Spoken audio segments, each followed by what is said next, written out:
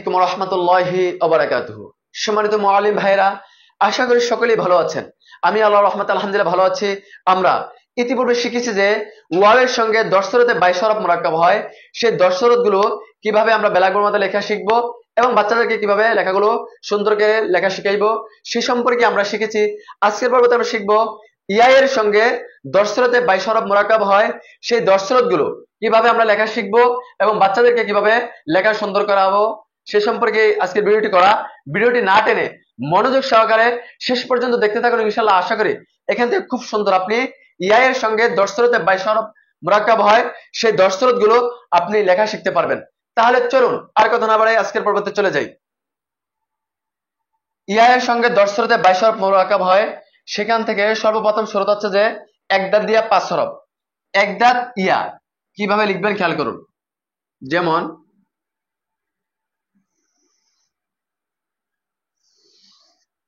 আশা করি বুঝেছেন এই দাঁতটা কেন বাঁকা হয় এবং কেন বাঁকা হয় না, কেন সোজা হয়, এই সম্পর্কে আমি আলিফের সঙ্গে সূরতের মধ্যে এবং ওয়াওয়ের সঙ্গে সূরতের মধ্যে বলে দিয়েছি। এই ভিডিও ডিসক্রিপশন বক্সের মধ্যে সেই ভিডিওর লিঙ্কগুলো দেওয়া থাকবে, অথবা এই ভিডিও প্লেলিস্টে গিয়ে আপনারা দেখে নেবেন সেই ভিডিওগুলো। ইনশাআল্লাহ আপনারা বুঝতে পারবেন। এই ভিডিওর মধ্যে আলোচনা করতে গেলে ভিডিওটা লম্বা হয়ে যাবে। ইনশাআল্লাহ দেখুন, বুঝতে পারবেন, কিছু শিখতে পারবেন। এরপর হচ্ছে যে হার মাথা দিয়ে 3 হরফ, হার মাথা আর ইয়া খেয়াল করুন।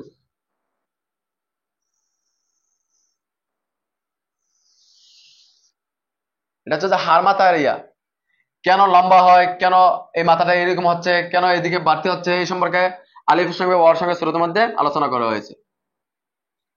3 দাঁত দিয়ে 2 হরফ। অনেকে চিনের মাথাগুলো সুন্দর করে দিতে পারে না, এজন্য লেখাটা আকর্ষণ হয় না, সোজা করে ফেলে।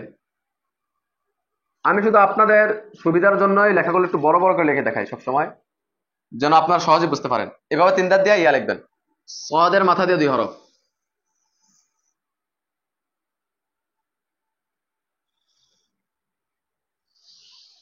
আমি চোখটা কিভাবে ঘুরাইতেছি এবং কোন জায়গার মধ্যে মোটা করতেছি চিকন করতেছি একটু খেয়াল করবেন। যেমন এই মাথাটা এইভাবে গিয়ে এখান থেকে আপনার একটা দাঁত আসছে, এই মাথাটা আলিফের মতো। যার আলিফ সুন্দর তার সবগুলো লেখা সুন্দর হবে ইনশাআল্লাহ। ত দিয়া 2 হরফ। আমি আপনাদেরকে স্পষ্ট করে বড় বড় করে ভিডিওর মধ্যে লিখে দেখানোর জন্য চেষ্টা করতেছি। আপনারা একটু চেষ্টা করে লেখাগুলো সুন্দর হয়ে যাবে। এইভাবে আমার মনে হয় না কেউ প্রত্যেকটা ভিডিও দেয় এ টু জেড।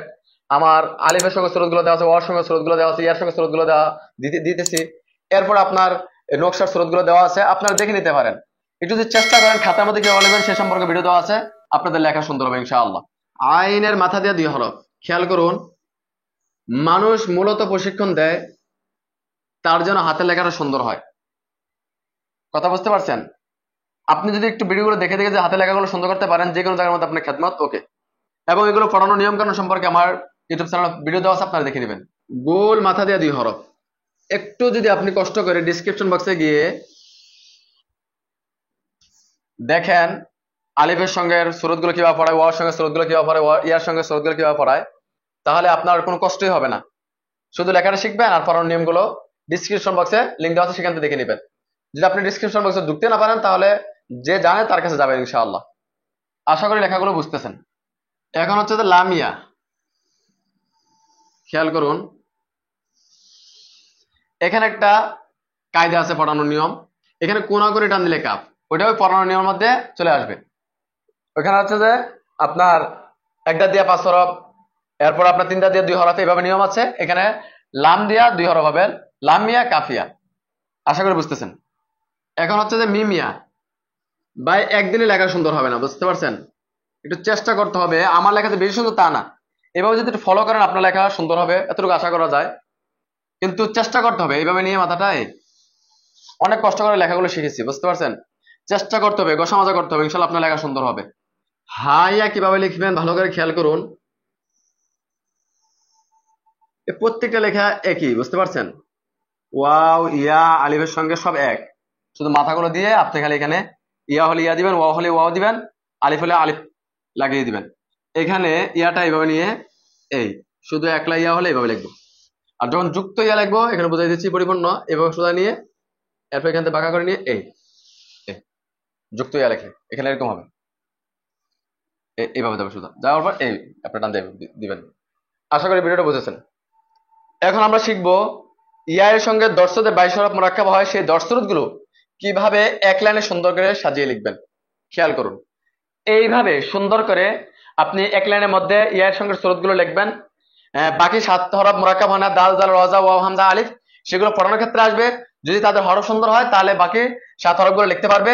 আপনি ইয়ার সঙ্গে সুরত গুলো লিখে বাকি 7 হরফ গুলো নিচে লিখবেন। কিভাবে লিখবেন, কিভাবে পড়াবেন সে সম্পর্কে আপনার এই ভিডিও ডিসক্রিপশন বক্সে আমাদের ভিডিওটা লিংক দেওয়া থাকবে, দুইটা ভিডিও লিংক দেওয়া থাকবে।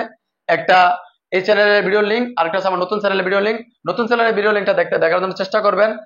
সেটার মধ্যে মুআল্লিমদেরকে নিয়ে সুন্দর করে বোঝানোর জন্য চেষ্টা করেছি।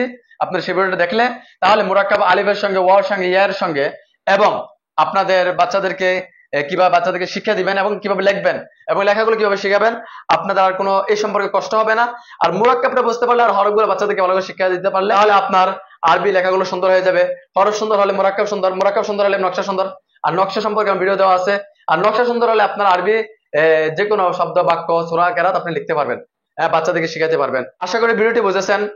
যদি ভিডিওটি ভালো লাগে অবশ্যই লাইক শেয়ার কমেন্ট করতে বলবেন না।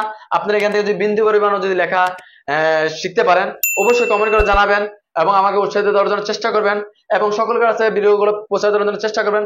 সকলে আমার জন্য দোয়া করবেন, আমি আপনাদের জন্য দোয়া করি। আল্লাহ পাক রব্বুল আলামিন সকলকে ভালো রাখুক, সুস্থ রাখুক।